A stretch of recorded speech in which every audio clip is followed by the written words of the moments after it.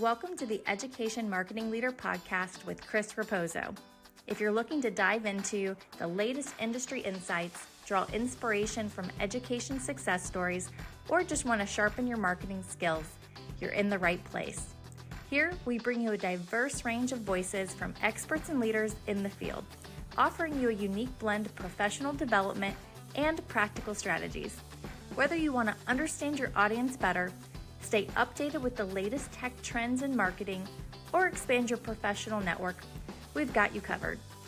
So while you're driving on your morning commute or winding down after a busy day, let's explore the dynamic world of education marketing together. Hello, everyone, and welcome back to another episode of the Education Marketing Leader with Chris Raposo. Today, my guest is joining me from the free state of Florida. His name is Matt Stamey. He's a photographer at Santa Fe College out of Gainesville. And today's topic will be focused on photography tips for higher ed marketers. Everybody, Matt, welcome to the show. Well, hi, thank you. Yeah, it's good to be on the show with you.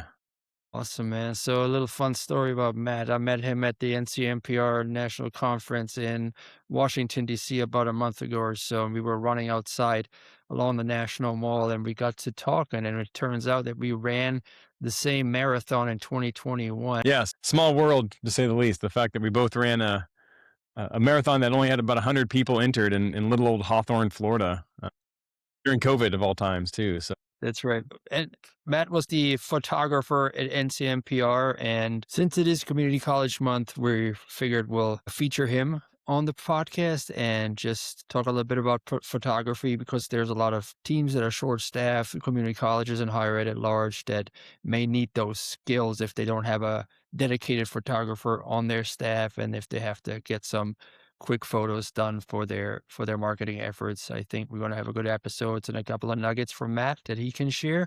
But first, I want to talk about Matt a little bit, because I know that he came from the journalism background, Gainesville Sun. He worked with them for a little bit, and then he made his way into higher ed. So Matt, what pulled you into the community college marketing specifically, and why did you stay? Well, the quick and dirty answer is newspapers weren't doing so hot, and I didn't want to be around that atmosphere anymore. I survived some layoffs, and was like, I need to find a different path. And yeah, there was a job opening here at Santa Fe College here in Gainesville, and I applied, and it sounded interesting. And yeah, I'd always kind of thought of marketing as like no, I'm a journalist, right? That's not me. But then when I got here and started taking pictures, I was like, wait a minute, I'm still telling stories with my camera, but I'm not chasing fires and car wrecks and bad news. I get to tell happy, fun stories, and I still get to use the creative part of my brain that operates the camera and tell, like I said, tell stories visually. And so that really intrigued me, and that was just a lot of fun to learn that there was life outside of journalism. I'd been so pigeonholed into newspaper photography that that's all I wanted to do. And so that's honestly what's kept me here is the variety and the storytelling aspect of photography that I still get to do. Whether it's like graduations are coming up, so that's fresh on my mind, or whether it's telling the story of a alumni or donor or whatever. It just it's still photography. And so I've really enjoyed it. Absolutely. So when you decided to leave the journalism newspaper industry, was there another industry that you thought about? Did you fall into higher ed? Did somebody recommend you to go into higher ed, or how did you come about that? Yeah, this position that I currently have, the photographer here, a buddy of mine that I actually worked with at the newspaper, his name's Aaron, and he had this job, and so he left to go to the University of Florida and work for their foundation, and so that created the opening. And so I reached out to him, and he kind of filled me in and gave me the inside scoop of what this job was about, and I was like, well, that sounds fun. And so that's kind of what it was. It was just, Gainesville's a small town, and there's a handful of photographers that live here, and we all connected, and we all share ideas and whatnot. And so yeah, he persuaded me to apply. But if I if this job hadn't been available, I would have looked into freelance probably. Mm, I do a lot of sports on the side. I do a lot of UF football and basketball and just different sporting events around Gainesville, around the country. And so I would have leaned into that and maybe started my own, not business, but just become a freelancer and sure. seen where that takes me. That's a little riskier, and I I needed health insurance and I needed a steady paycheck at the time. So this was a great opportunity. That makes a lot of sense. Yeah, you mentioned UF. I was just recently down there about a week ago to give a speech, and it's a really lovely town, a small town, so not a lot of opportunities, like you said. But you made your way into community college. So, since you've been there a while, what's something about working in a community college marketing team that people on the outside usually underestimate? I love this question. And my answer would be the number of hats we wear. And I think everybody's busy. I try not to use that excuse of like, oh, I'm just too busy, because I think everybody everywhere is busy.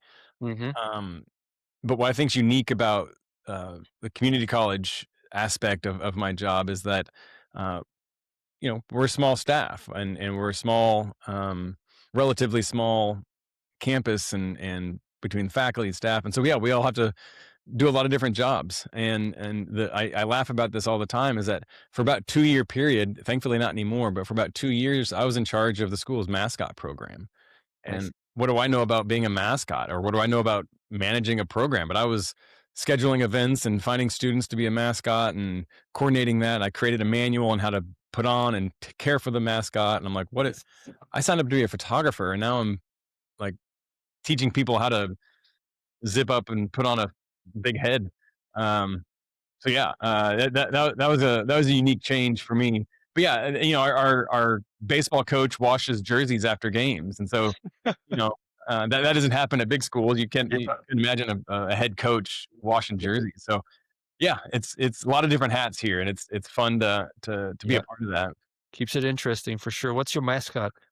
We're the Saint Bernards, or we're the Santa Fe College Saints, and which sounds like a religious school, but we're not. We're Yeah, the Saint Bernards, which it's kind of weird being a Swiss mountain dog down here in the swamps of Florida. that's right. Um, That's right. And then again, when I posted about our picture from NCMPR, everybody was like, "Well, Santa Fe, I thought it was in New Mexico." So that's yeah. the thing. Yeah, whenever I go to conferences, if it doesn't say Florida on my badge, I always have to take a Sharpie and write, "I'm in Florida." Yes, yes, that's right. Because when we ran and you told me Santa Fe, I immediately thought, because I was in Albuquerque about a year ago, and I thought, well, Santa Fe is down there. But having lived in Florida for 17 years before moving to the Atlanta area, I was vaguely familiar with the feeder school to Mhm. Santa Fe. So when you said it, I was like, of course it is in Florida. But no, that's great that you stuck around, and it keeps things interesting, when you wear many hats. And I think that also helps people to stick around a little longer, because you've been at Santa Fe College for nearly a decade now, and in your experience, what makes this environment worth sticking around besides wearing different hats, keeping things interesting? What I really enjoy about the smaller community here, is the connections and the relationships I've built throughout Mm, campus.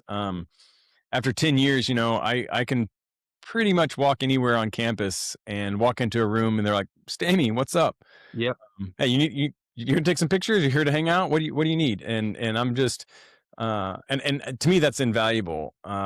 it is. Just being able to be recognized. I'm not some stranger walking in with a camera. Right. I'm Matt, Yep, and that allows me to take more candid photos, to be trusted, that's right. and that's hard to give up. It's hard to, but relationships, That's take time to build, and trust takes time to build. And so I've spent 10 years building that. That was kind of my priority, was to like become a figure on campus that's recognizable, that's right. and trusted. And so, yeah, that's really what's kept me here. I've looked and seen some other opportunities outside of here that I've been like, I don't want to drown in a giant sea of people. Yeah, that's Um, right. Yeah. Hey everyone, I hope you're enjoying the episode so far. Quick break to tell you about my new book that I co-authored with Rob Clark called The Attention Gap: Why Great Schools Stay Invisible and How to Fix It. We wrote it for higher ed marketers, enrollment leaders, and anyone trying to reach students in today's noisy, scroll-happy world. It's built from 130 plus episodes and conversations with higher ed leaders from this show, plus Rob's experience growing that tall family to over 4 billion views online. We unpack why the old marketing playbook isn't working any longer and what you can do about it instead to fix that. If your team is serious about closing the gap between great programs and real visibility online, this book is for you. Grab your copy of The Attention Gap today on Amazon. And now, back to the episode. When you're saying with the trust, because, you know, when we were at NCMPR in Washington, D.C., I did some interviews for the company I work for, Staymates, interviewing community college marketers to feature on the Staymates page. And I've been involved with NCMPR for the last 4 years, so they know me. They know I post things about them, and they know that I'm not going to pull a bait and switch to get some gotcha answers out of them, right? So they kind of, oh, it's Chris. We trust him. You know, he can interview us. So you going in there taking photos of people, they know that you're not going to embarrass them online is hugely valuable, I think. And yeah, no, you're exactly right. And I'm not gonna use the photo with an awkward face during a speech, or I'm not gonna get a half blink on somebody. You know, they trust me to do that. But what I love about that trust is like each department has their own kind of set of rules. Like we have a teaching zoo on campus, and I can't just walk into a tree kangaroo enclosure, you know, but they trust me to respect their rules. Like I was just at the Fine Arts Hall, our spring musical opens tonight, actually. So I was there earlier this week getting the stage set up, the rehearsals, and you know, they've got a set of rules on the stage that you can't have water bottles, you can't do all these list of things. And over the years, I've learned all that. So when I walk in, they're like, Stamey knows what to do. He knows he needs to bring his safety glasses if he's going to be on stage while we're constructing the set. You know, all those little things that each department has. That's right. You know, so learning all those from health sciences to welding to stagecraft to zookeeping. They've all got different That's right. needs. And so yeah, learning those has been fun. And then caring enough to remember those as well.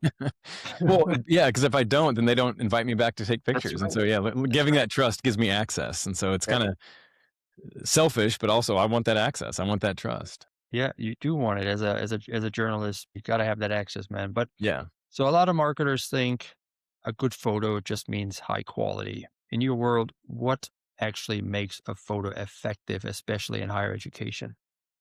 I love this question, and when I teach, this is one of the first things I say about like what makes a photo good. And to me, if it creates a reaction, in the journalism world, any reaction, whether it's anger or happiness or sadness, or if it creates any sort of emotional reaction, then it's a good picture. And in the higher ed world, you want, you know, you don't necessarily want to make people angry with your pictures, but you want to create a reaction. And whether that's to click to learn more, or, you know, we want to read more, or turn the page to keep seeing what's next in the view book, or whether that's, hey, this picture made me stop scrolling on Instagram. That's a reaction, right? That image was intriguing enough to create to have somebody do something when they saw that image, and not just keep on scrolling or not even think about it. And so to me, that's what creates a good photo. And that kind of goes in two different ways, if you don't mind me expanding on this a little bit, because I love this. Two different channels I see that as is like, from what I do a lot of is the professional, well-polished pictures. Obviously, you know, it's my career, it's my craft. I've perfected it over the years, and so I can bring in lights and make a good portrait, or capture a good scene, and you know, have a high quality image, and that's great. I mean that's necessary for billboards, for view books, for web banners, if you know, just a lot of the high value pieces. And you know, you want those to create a reaction as well. But then the other channel, the other side of that, is the raw, gritty, real life Insta story kind of images that anybody can capture. I think those are just as important and just as needed to create a reaction. again, something I tell when I do teach, I tell students, like, there's been Pulitzer Prize winning images captured with disposable cameras. Mm. It's about the moment. It's about the content of the image. That's valuable, not necessarily the tool that was used to create it. And Yeah. so, yeah, those raw, real emotions that you see on Insta stories or those quick reels are just as valuable to me as those high quality portrait images. They have different uses. And it's such a gift to a high quality photo at a commencement, for example, when you take that for a person having that milestone in their life. You've taken thousands of pictures before, and that may not weigh on you anymore. That significance of the moment that you take that picture for that one particular person who will carry that thing for the rest of their life. It's something that I think that's when I see some good photos of me when I did something and a professional took it, I'm like, wow, I'm gonna keep that for a while, Yeah. you know? Well, and I forget about that because every year I think, like, how many graduations have I been to? And Right. it's probably upwards of 500, maybe 1,000 now. I mean, it's just so many ceremonies. And Yeah. so when you don't know anybody graduating, they kind of Yeah. become like, oh, you kind of get Mhm. thrown on and on. Sure, sure. But then, yeah, then you see, a graduation picture of yours on a bulletin board outside of a classroom, or Right. somebody's fridge, or seeing the parents hug the graduates when they walk out of the gym afterwards. You're like, oh, this is That's kind that's of right. brings you back. Like, oh, this is their only graduation, maybe. So, That's right. I love that, you may have heard this before, Michael Jordan saying when he went to go play games, especially at the end of his career, and he didn't feel right. He felt a little sick and under the weather, maybe a cold. He could have sat out, but he was like, "There are people in the audience that have never seen me play, and mm, they're here for me. That's why they're here. I gotta give them a show. I gotta give them the best that I can because that person, has never done it before. You've done 500 graduations. That's that one opportunity for that one person to walk the stage.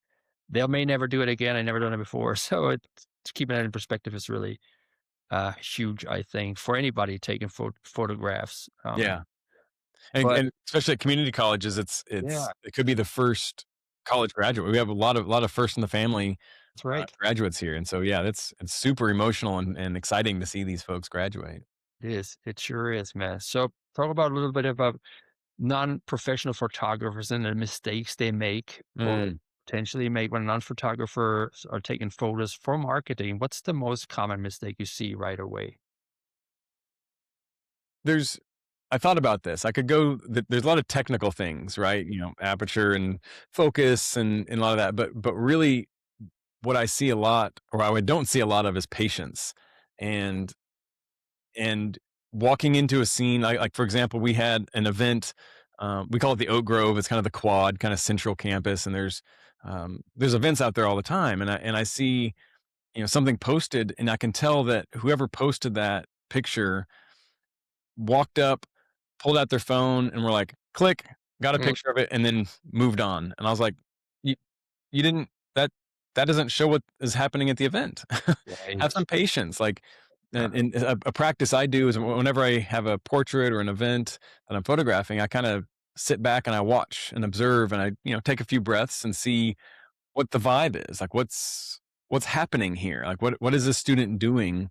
Or what is happening at this event, and what do I need to capture that shows those vibes that are happening? And so, uh, I could go on for hours about that. I spoke about it for a whole class last year at yeah. the conference. But yeah, and so I would say, if you're taking a portrait, or if you're covering an event, or you're a graduation or whatever, like, don't just use the first picture you take. Like, take some time and observe what's going on, and really try to. The example I like to give is, like, people like to go in the top corner of the quad and, like, hey, look, here's our entire event.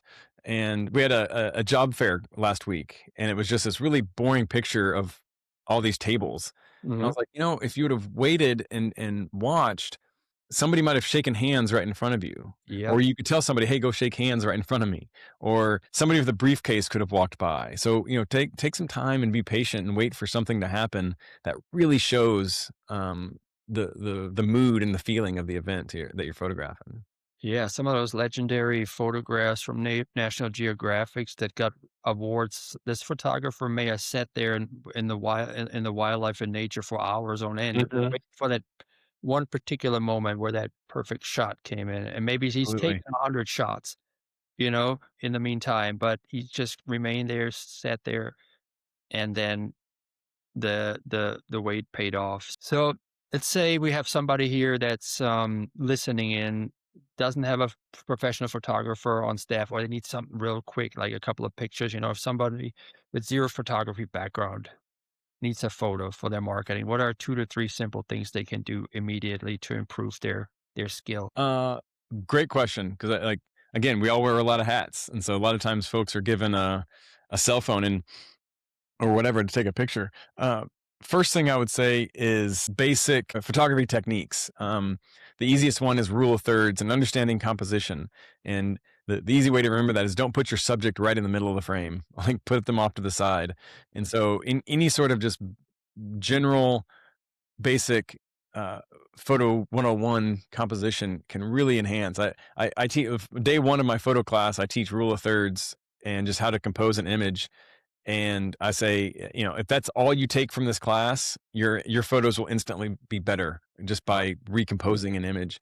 And so then I like to think of a toolbox of different uh, techniques that photographers can use, and you know, finding different angles, get up on a chair, you know, get down on the floor, get high, like bird's eye view, worm's eye view, look for repetition, look for shapes.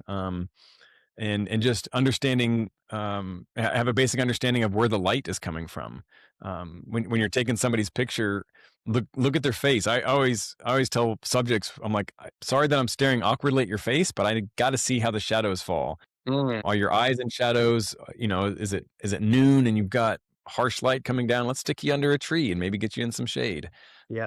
So just again, it all comes back to being patient and present, and just taking a little bit of intention with your photography, and the tiniest bit of extra effort to be like, hey, how can I make this a little bit better? So just a little bit of effort will go a long way in making your images better.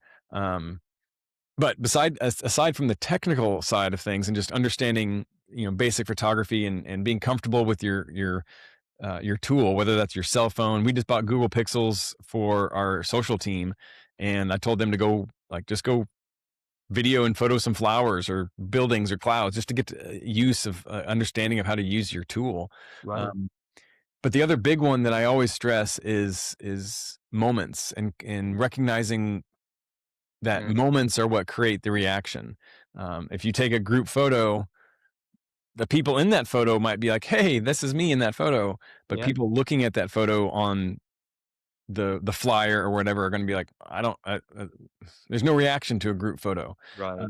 And so being able to recognize a moment of like, "Oh, this welder is actually welding, and this isn't a group photo of the welding class," or, Mm, um yeah, from one of the Oak Grove events, I got 2 girls, they were on stage and just being silly and, like, started feeding each other pizza, and they were laughing and, you know, just one of those, like, "Hey, that's a moment. That's fun.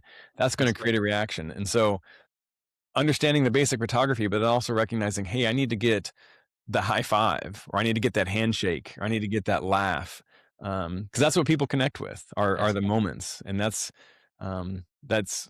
been the foundation of my photography ever since college, when I learned about the decisive moment and Henri Cartier-Bresson, and learning that like it's all about when you push the shutter, and what the moment you capture is what's going to create any sort of connection Yeah. to the viewer. Those candid reaction moments are the best pictures. I had a colleague of mine, he authored a book, so I bought the book, and when I saw him in person, I said, "Hey, let's pose with the book." So we both, you know, the typical, hey, you know, looking at the camera picture, but then the photographer said something funny, so we looked at each other and laughed at each other, and he took the picture. That was the best picture, like the reaction photo Yeah, of the and then you said bird's eye view. I've never heard of the term worm's eye view, so yeah, it's the opposite. that's a good one, that's a good one. So, let's talk about you said earlier, you know, having a patience and then in the job fair, event, and then nobody was really there, it was just tables, and you said, you know, maybe somebody would have showed up to shake hands, or maybe you tell somebody to go over there and shake hands, but we want to always make sure we have authenticity when it comes to those pictures, right? Mm-hmm. In practice, how do you actually capture real moments on campus without feeling it's staged? I mean, yes, you said we gotta have the patience, we gotta wait, but everybody's in a time crunch, as you know. Of So, course. how do you do that? That's a great question, and this is a technique that I've didn't realize I was going to teach myself when I came to work in higher ed. But I love it. It's kind of a hybrid approach between the editorial journalism Hmm. photography and marketing PR photography, and it comes from, like I said, observing. I was photographing just this week biomedical and biotech, and what do I know about those industries? I know nothing. And so Hmm. I was in this lab setting and I just watched, like I said, observed for maybe 5 minutes. They were doing some DNA samples and things in the lab with tubes and centrifuges, lab stuff. But I noticed that they were doing this motion every time, like frequently. They would pick up this machine or this little thing, plunger, and plunge it into like a little thing. And I was like, okay, that's cool. And so I'd photograph it, but they're up against the wall, right? And so they're like, what I was seeing was just like, I like that moment, but I can't get a good picture of that moment. Yeah. And so it was that hybrid approach of being, I want to capture that moment, but I want to capture it to where it looks Hmm. good. Yeah. And so I would tell them, I'm like, oh, hey, can you stop and turn your chair this way? And I had them like turn towards a window or turn to where the background was, Yeah. whatever. And then I was like, okay, now do that again. And so it's a natural moment. It's what they're doing. It's actually part of what their Yeah. lab is supposed to be doing. That's But right. I just fine tuned it and tweaked it so that it looked better for my purposes. That's right. Um, I had like they had the lab coats that said Santa Fe College. So I was like, "Ooh, turn that way." So that's facing the camera, and Yeah. and so then I would just tweak it, and I did it again with the biomedical. They're up against the wall, plugging in all these wires into this little tiny, like they called it a breadboard, I think. So little Mm. wires, little holes, but I noticed that they kept picking it up and like looking and going, "Okay, let me move this one here." I was like, "Oh, Yeah. pause." Turn this way, and I put my light, and so I just tweaked it. So it's kind of a hybrid of like observing what the moments are and then Yeah. tweaking it to actually have it look good. And that that took me a little while. The journalist in me no longer cringes, but my first couple of years I was like, oh my God, this is so wrong for me to be doing. But now I'm like, Yeah. this is exactly what I need to be doing. And Yeah. I can make a perfect image without having to be a fly on the wall. You're like a conductor orchestrating the authentic moment. Yes.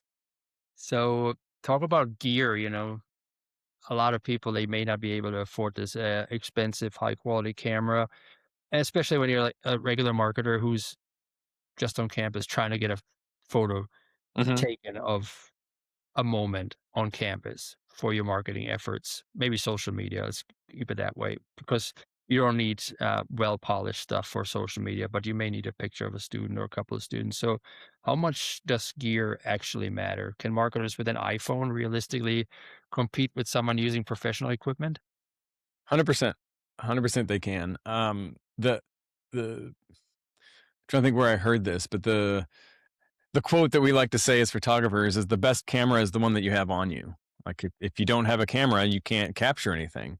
And everybody now has a camera on them. Like I assume everybody's carrying around cell phones nowadays, and so we can all take pictures. We can all capture moments. And so in that light, yeah, like if you've got a way to capture things and capture events and portraits and people, then yeah, gear doesn't matter.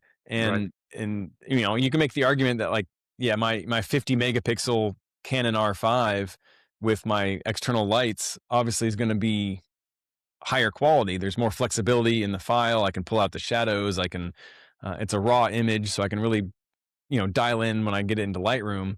Right. But like obviously there's going to be a difference between what your iPhone can do and what that can do. Hmm. But the end user, the people that view it, like unless they're a photographer, they're not looking at like, oh, wait a minute, there's a little bit of slight noise in the shadows. They must have used an iPhone, and it's like, no, they're going to look at the picture and be like, oh, that's a cool Hmm. thing I want to go to. Like that Right. musical looks fun, whatever it may be. And so again, it goes back to understanding the tool, understanding how to use. If all you have is an iPhone, practice with your iPhone and use it. And I've got mine right here, and mine's set up so I can just swipe one way, and the camera's on there. There you Like go. I got home from dinner last night and opened up my car door and there was an owl sitting in my front yard. I was like, oh, Oh, that's cool. nice. But I wanted to be quiet, so I could just go swipe. I was like, I wanted to get the camera up quick before it flew away. And so, there's students dancing on the quad or whatever. Yeah, Yeah. you want to be able to capture it quickly. And so, understanding portrait mode, like if you're going to take a headshot or a portrait of somebody, you can do that all on the iPhone. Um, Love yeah. portrait mode. That's Oh yeah, awesome. like I tell people all that, like I almost don't want to tell people that because then my job might disappear.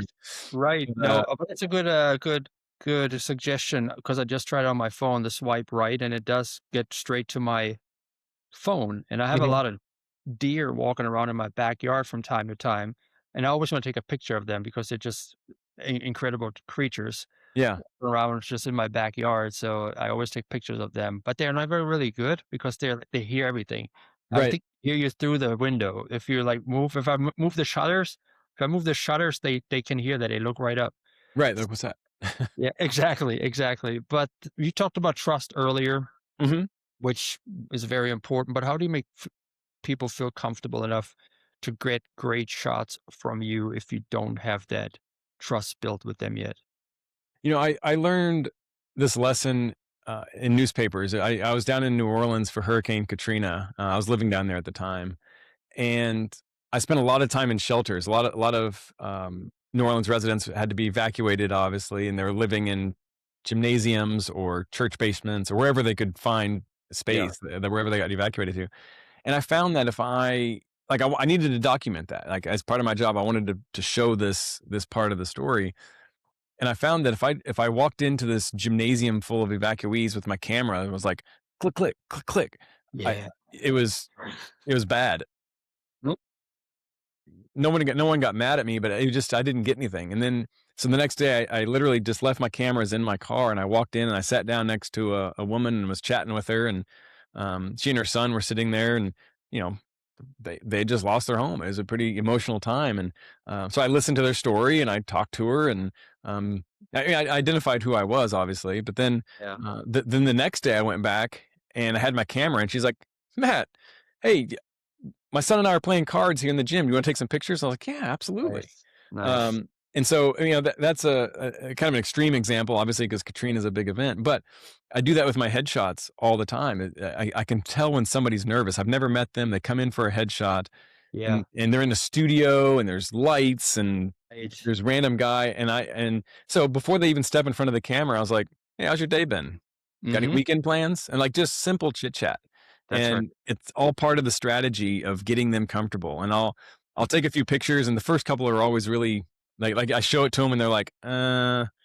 that's yeah. I'm like, cool. What don't you like? And whatever. I'll just chit chat with them. And then by the end of the session, um, hopefully have them laughing, hopefully have them a little more comfortable. And Yeah. so yeah, it's building connections with people. And again, the headshot example is like a small one where it's just like a single use, like, hey, let me get you comfortable for this headshot.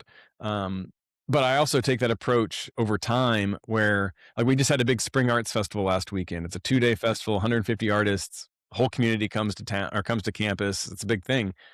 And so Friday before, I was out there setting up feather banners and helping the festival director like set out signage, the A-frames, and just being a part of um the campus like workflow, if you will. And sitting in, our general counsel, our lawyer was helping passing out T-shirts, and so I sat with her for a little bit. And these are important, like VPs that are out there doing these things, and so I'm there without my camera, being a part of the college community, not just as photographer. And so they like to joke, a lot of folks, when I show up to something without a camera, they're like, Matt, we didn't recognize you. I'm like, yeah, I feel naked. What's going on?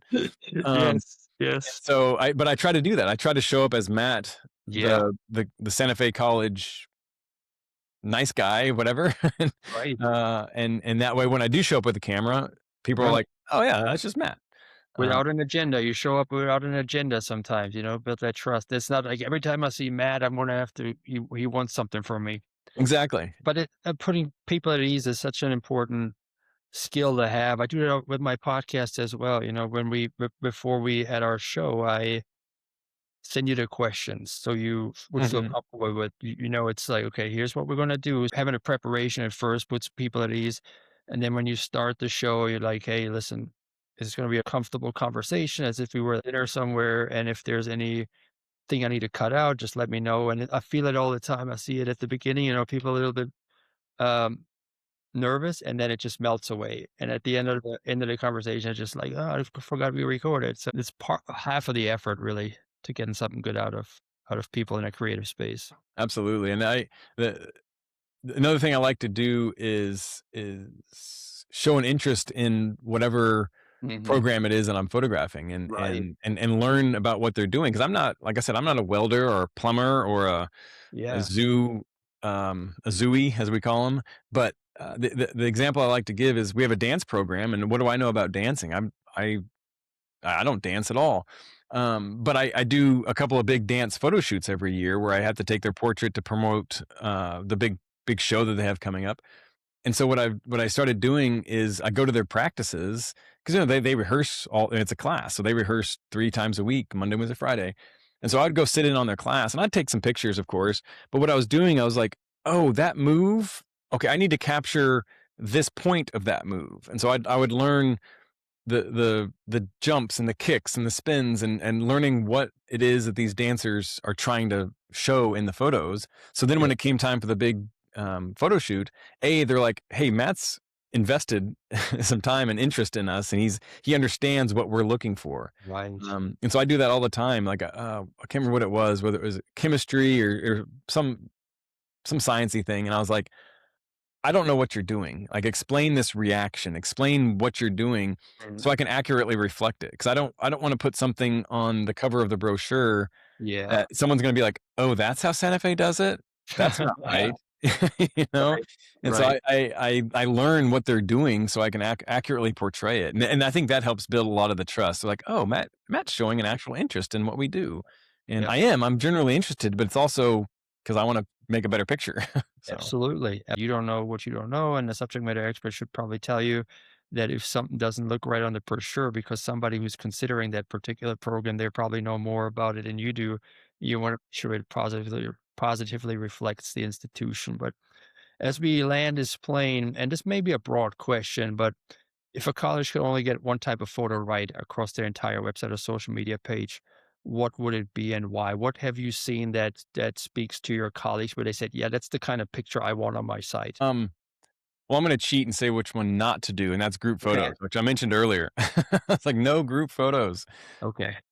But, the one picture I think resonates and connects with a lot of people is kind of what we've talked about earlier, are the hybrid candid moment/portraits, where the student or professor or whomever you're photographing is doing what they actually do. Hmm. But then, like, I did this yesterday where they're working on something. I'm like, okay, now look up at me. And so it's kind of like a pause of what they're actually doing, smile. So there's a connection there. So it's a portrait, but it's also a candid moment. And so I think if you can get that one picture throughout the brochures and websites, and that's those candid moments that are fine tuned and tweaked, um, to not only show the program, but show the context of where they're at too. I like to put the lab coat with the Santa Fe College patch on it onto the student, so it was identifiable as Santa Fe College, not just some random Yeah. lab. Yeah. And so I always try to add context. So I think that's important. Is we're a small community. Like I said, Gainesville's and Alachua County is small, and so people know people. And so if you can have your students in your places, on your brochures, in your website, somebody's going to see that and be like, "Oh, that's my neighbor's niece." And I think that's powerful. I think it creates a lot of connection. People like recognize that and they're like, "Oh, Santa Fe, like, cool. Someone's going to Santa Fe College. I can go there too." Or my friend went there and look how happy they are. Yeah. Now they're at UF getting their doctorate degree and they went to Santa Fe College, whatever. And so I think there's a lot of connection there. Makes it a lot more accessible. So tell us a little bit about Santa Fe College and how people can get in touch with you after this. A little bit about Santa Fe College. I think it's one of the greatest places. And I'm not just saying that because I'm in marketing and my boss might listen to this, but it caught me by surprise because I'll admit I went to a 4-year school. I went to Kansas State and didn't give community college much thought. I would just like go to high school, got accepted to K-State and go to school. Mm-hmm. But the level of intelligence that's here is remarkable. The professors are just as good, and it's smaller, and it's so much. You get so much more interaction with the people, and the fact that I know a lot of the students. I get to photograph a lot of them. I know a lot of the athletes, and so it's just a close knit group here, and I think it's a really good launching point, especially for students, to be able to come here. Obviously, save money because it's cheaper than a 4-year school. Right. We do have bachelor degrees, and so you can, if you want to stay here and get your bachelor's, you can. And so I'm on a first name basis with everybody here. I can, I still say Mr. President because it's the president, but but he knows me. Like he and I have traveled together, and whenever he sees me at events, he's like, "Matt, what's up? Hey, Paul, good to see you," and shake hands. And so, there's just a connection that I think exists here that doesn't exist at a bigger school or elsewhere. That is so true. And how can people connect with you? Is it LinkedIn is the best way, or how would you recommend it? I'm starting to use LinkedIn a little bit more. Yeah. So LinkedIn or Instagram. I'm pretty heavy on Instagram, and it's just my last name, Matt Stamey. And so, just Stamey. And so I put, a lot of my images I like to throw up there. And so or, shoot me an email, Stamey@gmail. Awesome, man. Well, Matt, super insightful episode. Thanks so much for your time. Yeah. Thanks for having me. I'm glad we randomly went for a sunrise run through DC and made this possible. That's right. Well, I appreciate you, my friend. Yeah. Thank you. Take care. And that's a wrap for this episode, everybody. Thank you so much for tuning in to Education Marketing Leader Podcast this week. If you enjoyed this episode, be sure to share it with your friends and your network. And if you ever thought about starting your own podcast, now that you listen to one and you got inspired, reach out to me via DM. We'd love to help you launch your own. We'll take care of everything for you, the scripting, the strategy, the editing, distribution. All you have to do is show up, connect with your audience, and build your personal brand. So if you're ready for it, let's chat. And for everybody else, we'll see you next time at the Education Marketing Leader Podcast. Take care, friends.